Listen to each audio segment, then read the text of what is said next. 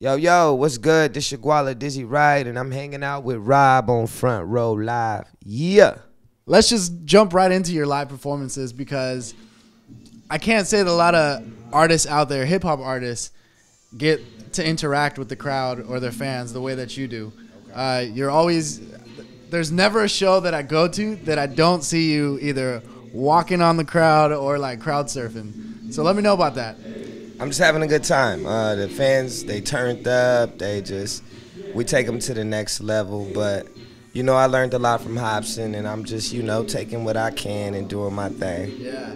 Now, with that being said, you just dropped the second album. It took us quite some time to get the second album out there, the growing process. And obviously, like there's been a lot going on from the first record to now.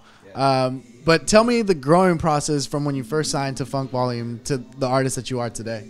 Well, when I first signed, I didn't even know if I could tour. I had never been on a tour.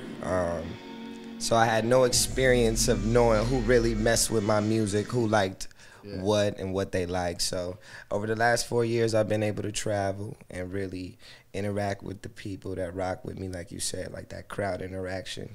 So it's been a growing process with them. I kind of know the Dizzy Wright fans now, and I'm just going off of that. Yeah, and how did that relationship with Funk Volume happen? Is it something that they reached out to you, you reached out to them, or is something just naturally happened? Yeah, they reached out to me. I was doing like competitions and stuff, and Dame came to one of the competitions, and we just made it work. Now, I mean, it's not really like a business. It's more of a family going on with Funk Volume. So, I mean, what's it like being part of that team? It's dope. I mean, like, we're honest with each other, but we're all growing in the industry and as just men, humans. So it's been a growing process for all of us, working with each other. Sometimes we just have to, put ourselves in each other's shoes. Yeah. And it's dope. That's what kind of makes us a family, because we're willing to do that. Now, what's the difference with Lil Ronnie and Dizzy Wright?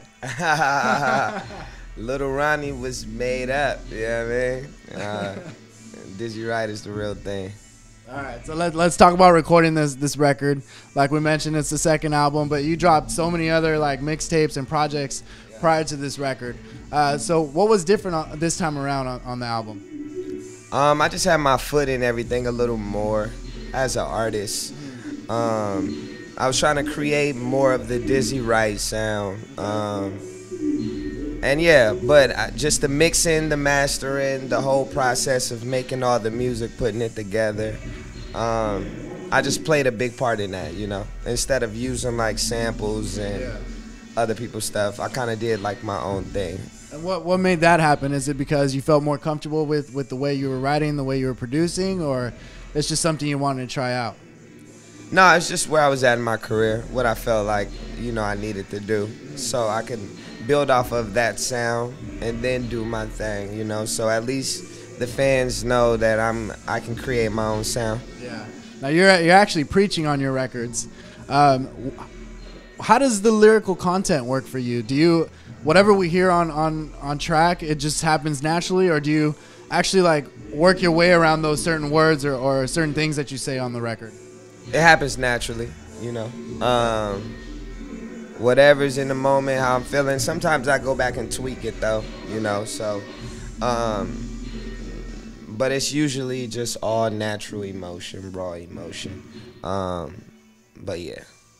Now on this record, you have two tracks with which is kind of interesting to me. You did two separate tracks, one with Lazy, one with Crazy. Why not both of them on the same track? Because Regardless is kind of like the whole theme behind the second agreement. Not taking anything personal. And that's like I feel like it was more of a personal message that Lazy kind of gave me over the years of growing up, more than Crazy. Crazy Bone is just my favorite rapper, my all-time favorite rapper, But I also like go to Crazy for the weed smoking music. You know what I'm saying? So I wanted to get crazy on like some more weed smoking music, and then I wanted to, have Lazy's own song, because he was more of the guider for me growing up. Now with the weed smoking music, you also can work with Modson, because I know that guy is on top of that all the time. So I mean, how did that collaboration work out as far as the recording process for the track? It was dope. Yeah, I was in LA. I was recording in Exhibit Studio. Shout out to Exhibit. And yeah, they just let me pretty much rock in there, and my son came through, and it was a smoke out. It was crazy. We had a bunch of stoners come through that night. You know what I'm saying? Dope ass Yola, Joint Master Nate, what it do? You know what I mean? Nah, it was cool though. He came through. He was fucking with it. And then I came back actually a second time, and he came through and recorded it in the studio. And then that's how it all happened. He's actually on Warped Tour right now, so he's on that summer tour right now. Is that something maybe we could expect some of Dizzy sometime soon? Maybe. Would you be down? I'll be down. Yeah. If they would have me, I would come rock that bitch. I think you could rock that. I think so. I think you'd start Marsh Pits, man. I think you would do that. Shout out to Mod Son though, because the hippie is a great performer, and I'm proud of him. Definitely. Now your latest single, Higher Learning. Tell me about the process, or not the process, but tell me about that track. And are you making a statement to the music industry or to the listeners out there? A little of both. Okay. But yeah, more the listeners though, more the fans. Just giving them a little bit, giving them a little shit, cause it's just I realized that a lot of kids complain about the music that they really enjoy the most. You know what I mean? They don't really know until they're out and they realize that this is for the enjoyment, not for the sit and I need to learn and grow from this, you know? So people don't want to come to a show and hear a bunch of real shit the whole night. You got to be able to make people feel good and sneak the real shit in there, so they don't feel like you coming at them. So that's been a big growing process for me, you know. But yeah, I was just giving them a little shit. Do you feel like you found your way of reaching out to them that way? Yeah, definitely. I mean, I'm not trying too hard to be anything, I'm just learning and growing, and I'm going to give them what I give them. If they fuck with it, they fuck with it, But I hope they fuck with it, I'm going to do my best to make it the dopest shit that I can. Definitely. But yeah, I'm just staying on top of my shit. And you've always been positive on everything that you're doing. Like, I don't think I've ever heard any negativity come out of you, which is difficult in this industry. But what is it that keeps you positive all the time? Well, God is good, Always. So waking up and just being able to live this life, I don't know. It's just cool to me. Like, I mean, it's been a month and I done did 28 cities. I probably went more places this last month than people are going to go their lifetime. Yeah. We rappers, we don't got to look at it like that because we travel a lot, but it still trips me out sometimes. Like, I was stuck in a little fucking box, I mean? And now I'm like doing interviews with niggas in different cities, and this shit is still like, damn, So I got a lot to be thankful for, and I'm just gonna always, stay like that. Yeah. And what's the tour life for you? Are you used to that life, or is it still something that you gotta work hard for every day? You know what, man? Tour is cool. Being on tour for the last couple years, I've kind of learned the system. I learned, like, in order for the tour to run the right way, it just needs to be structured, some type of real structure. And it don't have to be force, but, I smoke weed, so my biggest thing is I don't want no weed problems. How can we prevent not having any weed problems? And we just trickle down the tree of all the things that, could possibly harm the tour, and we weigh it out, as much as we can, so we keep it tight. And but you have to grow into that type of person, because you come out on tour, we still drinking every night, But then I got people around me who purposely don't drink. Yeah. You know what I mean? And it's just like little things. You got all bases covered then. Bases covered, man. Just trying to, and sometimes you slip. But, I mean, you got to try to do your best at least. Yeah, definitely. Yeah. Tour's been dope, though. I know, man. You have like 2 days left on this one, and then we have something else coming in September, right? Yes, sir. Something with Hopsin, perhaps? Look, I can't even be the one to start talking about it, but yes, Hopsin album is about to drop, and then after that, he gonna drop some shit. Oh, y'all. So let's jump into that a little bit because, when that whole Hopsin situation happened, I'm sure, a lot of fans got crazy with that. But, I mean, how did it affect Funk Volume, and how did it affect you personally, especially with you working on a record that was about to come out?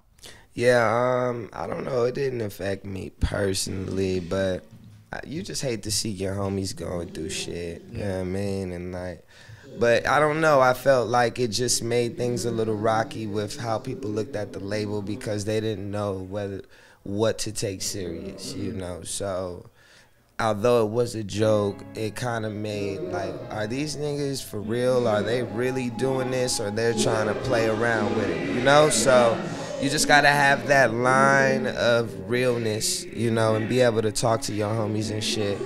But at the end of the day, we know what we capable of, and we're not really trying to fit into anything. So we don't really care like how people think it's supposed to be, or how it's supposed to go. We just gonna keep feeding the fans and go. Yeah, we just gonna go fan by fan, But we here today, baby. I know that first show you guys did for the Powerhouse, the outdoor concert, that was intense. It was dope. Yeah, it was dope. It was very intense. Now with Pound Syndrome, I heard that you got some stuff on there as well. Yeah, I'm on there. I got a little verse on there talking some shit. About maybe Hopsin? You know a lot. I'm doing my research, man. I like that. Yeah, man. Like I say, I don't want to be the first to talk on Hopsin's records, but the album is amazing, and his fans are gonna be tripping. I mean, they're gonna be tripping because it's just next level. Yeah. It's Hopsin. It's just dope ass Hopsin, but just 2.0. You know what I mean? And they get crazy. Now with this tour life and your records out, I mean, your fan base is going even wilder, wanting you all over the place. You're probably gonna be touring a lot more now. How do you balance being a father and being an artist when this is happening right now? I got a great relationship with my girlfriend, who's the mother of both of my kids. And we just make it work. Like, now that my daughter's a little older, she can come out a little bit. But I'm home a lot. When I'm home, I'm really home, So when I'm out on the road, I'm just handling business, doing my thing. But when I get home, I be chilling. I'm a family man. Yeah, that's good. Yeah. That's good. Now, with this record, what is it that you want the audience to pick up when listening to this album? Well, I want them to feel confident. All right.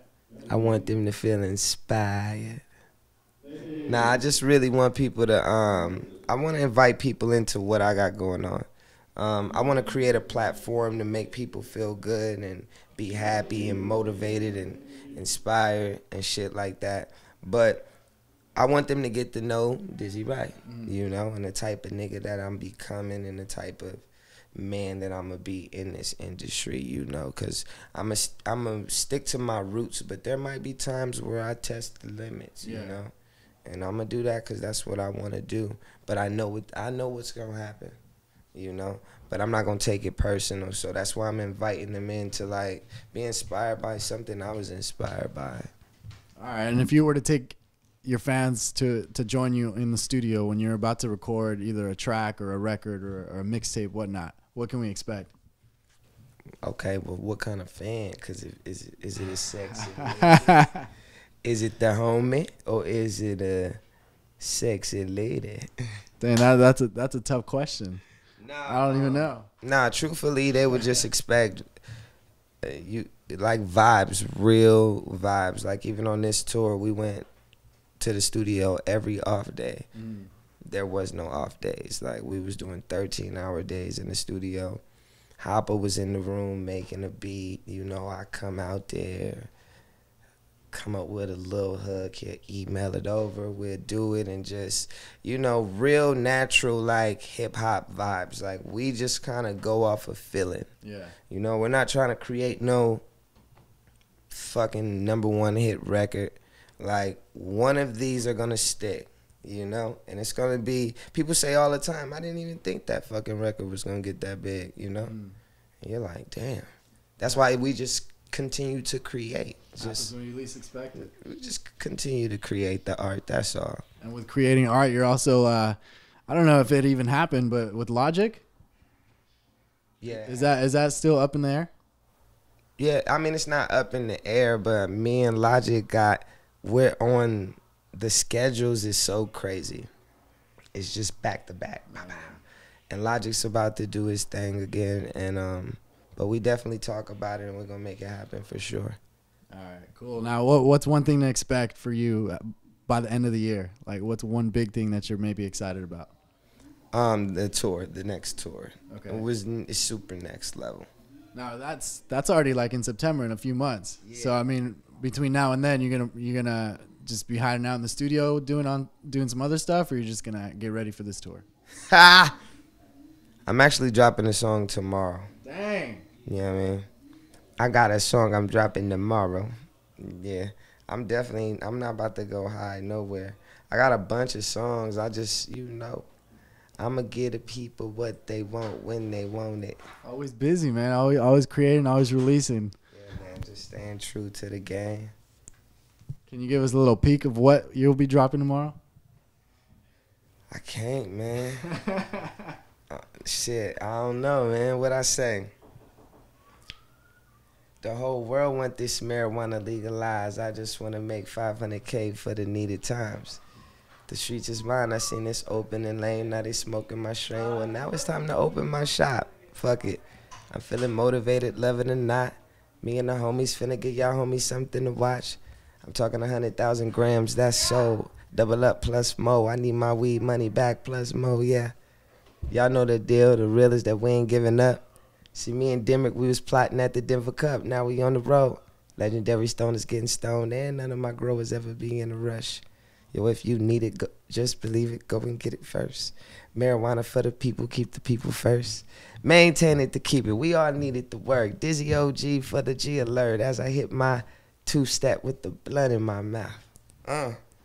Man, exclusive here with Dizzy Wright. Super exclusive.